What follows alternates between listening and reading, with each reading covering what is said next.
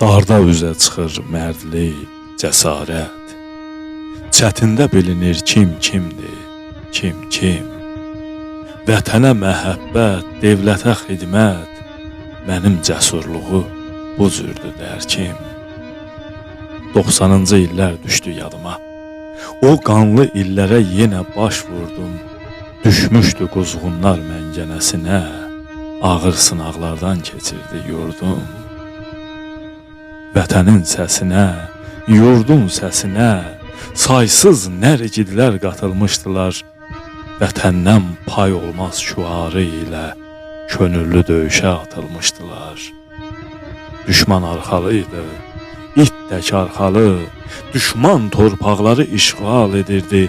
Cəbhədə igidlər can verən zaman, paytaxtda kürsü üçün dava gedirdi. Buna baxmayaraq vətənsevərlər oyun oynayırdı canla, həyatla, düşmanla, kişi tək döyüşürdülər o az qüvvə ilə, az təminatla. Cəbhədən xəbərlər gəlirdi hər gün. Təkcə xəbərlər yox, qara qutu da, bayrağa bürünüb geri dönürdü dağ boyda oğullar, qara qutuda.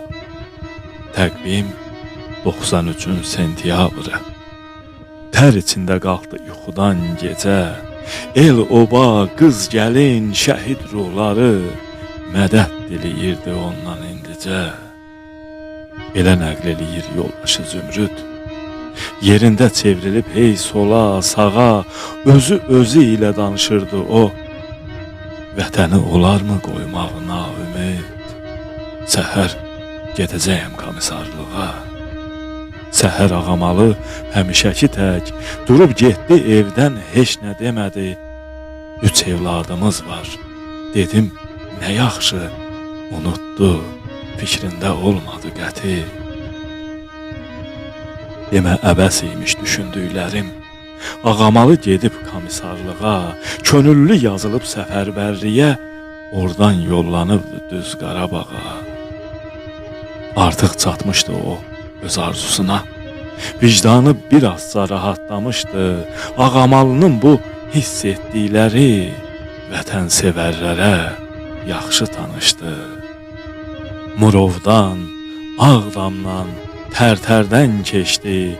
Bu igid oğlun döyüş yolları, bu igid oğlun dərin izləri, qanının axan son damlasına dək can atdı qorusun hər an bizləri.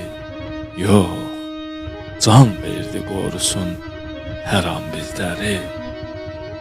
8 ay döyüşdü düz ağamalı.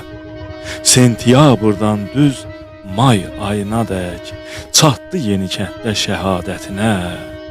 Qaldı ürəyində çox arzu dilək. 94-cü il 6 may günü döndü şəhid oğlu doğma kəndinə. Ləngəbiz kəndinin qəbristanlığı sıxdı sonsuza dək onu qəlbinə. Vətən üçün, torpaq üçün can verənlərin arzusu, istəyi, məramı uca. Tanrı qatında da, bizlər üçün də bütün şəhidlərin məqamı uca. Ruhunuz qarşısında sayğı duruşundayım. Allah ruhunuzu şad eləsin şəhidlər.